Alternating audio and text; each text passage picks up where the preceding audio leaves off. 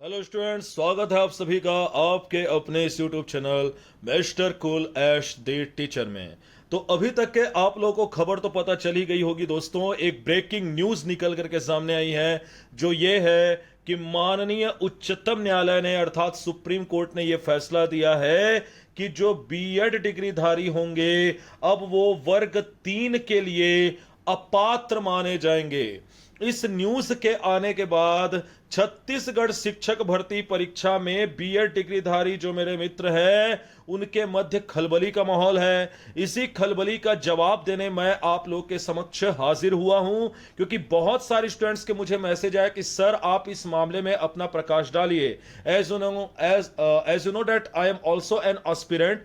तो मैं आप लोगों को एक एक करके चीजों को समझाऊंगा कि क्या अब बीएड वालों का भविष्य खतरे में है, छत्तीसगढ़ शिक्षक भर्ती परीक्षा पर इसका क्या प्रभाव पड़ने वाला है और सरकार का क्या नजरिया होने वाला है। बेसिकली इन 3 मुद्दों को बड़े आराम से मैं समझाऊंगा और मैं वादा करता हूं कि आपके सारे डाउट्स को क्लियर करूंगा। बस आप अंत तक वीडियो जरूर देखें और बहुत सारे चैनलों में जो भ्रामकता फैलाई जा रही है उसको भी मैं संविधान के उपबंधों के तहत दूर करने का प्रयास करूंगा। तो चलिए सबसे पहले थोड़ा न्यूज पे गौर कर लेते हैं। यहां आपको एक आर्टिकल दिख रहा होगा, बीएड वर्सेस बीटीसी। इसमें लिखा गया है कि in the BSTC versus BEd dispute the apex court upheld the decision of the Rajasthan high court after the decision of the supreme court on Friday. Now only BTC diploma holders will be eligible for level 1, while BEd candidates will no longer be eligible to apply for teaching position in the first to 5th classes। यहां पे specially mention कर दिया गया है कि जो BEd डिग्रीधारी है वो आपके पहली से लेकर के 5वीं क्लास के लिए होने वाली प्रतियोगी परीक्षा के लिए एलिजिबल नहीं रहेंगे। अब बहुत सारे मेरे मित्रों को सबसे पहले तो यह डाउट था कि सर आखिर ये बीटीसी क्या है। तो सबसे पहले मैं इसके बारे में आप लोगों को बता दूं। देखिए यहां पर मैंने लिखा हुआ है BTC is equal to DElEd. जी हां, जो बीटीसी होता है इसका फुल फॉर्म होता है मेरे दोस्तों बेसिक ट्रेनिंग सर्टिफिकेट। जी हां, इसका क्या फुल फॉर्म होता है?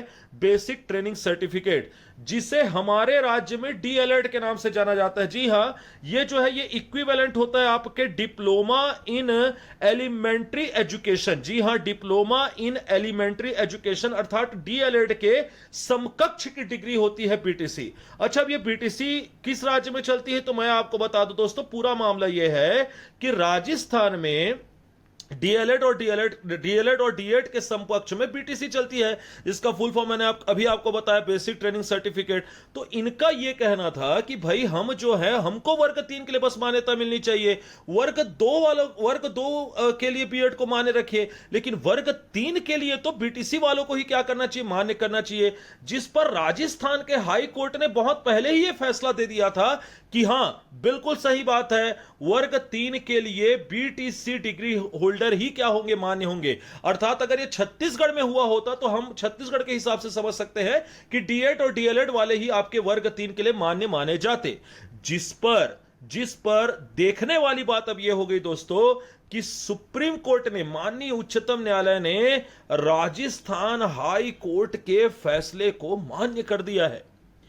अब जो मेन सवाल आता है कि भाई छत्तीसगढ़ शिक्षक भर्ती पर इसका क्या प्रभाव पड़ेगा। आपको यहां पर दिख रहा होगा, मैंने लिखा हुआ है कुछ यहां पे कॉन्करेंट लिस्ट। क्या है इसके ऊपर मैं थोड़ी देर में आता हूं, पहले तो आप यह समझ लीजिए कि छत्तीसगढ़ शिक्षक भर्ती का क्या हिसाब किताब है। अब आपको अच्छे से पता है कि छत्तीसगढ़ शिक्षक भर्ती में डीएड, ठीक है, डीएलएड और इसके साथ साथ बीएड डिग्रीधारियों को, तीनों के तीनों को वर्ग 2 और वर्ग 3 दोनों के लिए मान्यता प्राप्त थी।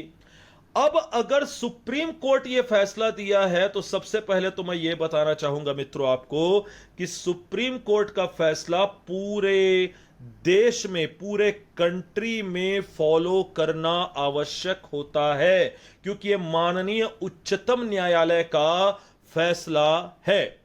अब यहां पर दोस्तों इसके चलते बीएड डिग्रीधारी जो मेरे मित्र हैं उनके लिए वास्तविकता में यह बुरी खबर है कि भाई बीएड वालों का असिस्टेंट टीचर में सिलेक्शन होना अब मुश्किल लग रहा है।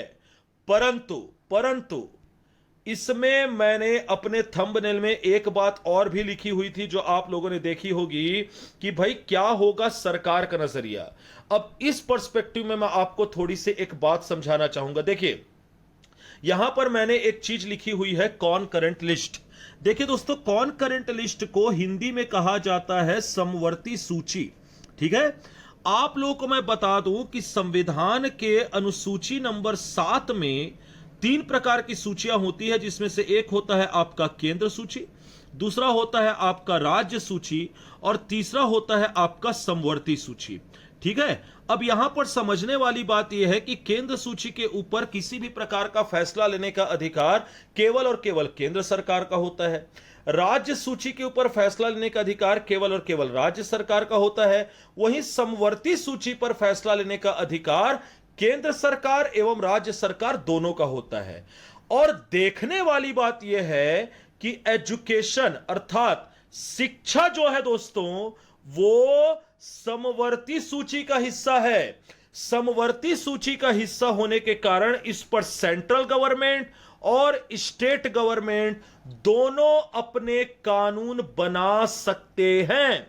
अब आपको पता है कि 2023 में बार बार बोलता हूं चुनावी वर्ष है, और ऐसे मेरे कई विद्यार्थी होंगे जिनका वर्ग 2 में सिलेक्शन नहीं हो रहा होगा और वर्ग 3 में सिलेक्शन हो रहा होगा, लेकिन उनके पास बीएड की डिग्री है।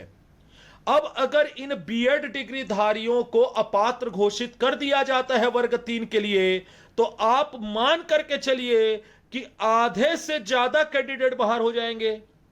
और आपको मैं बता दूं कि सरकार यह रिस्क बिल्कुल भी नहीं लेना चाहेगी। इसलिए मेरा आंकलन यह कहता है कि सरकार यह प्रयास जरूर करेगी कि इस भर्ती परीक्षा में बीएड वालों को अमान्य ना होने दिया जाए।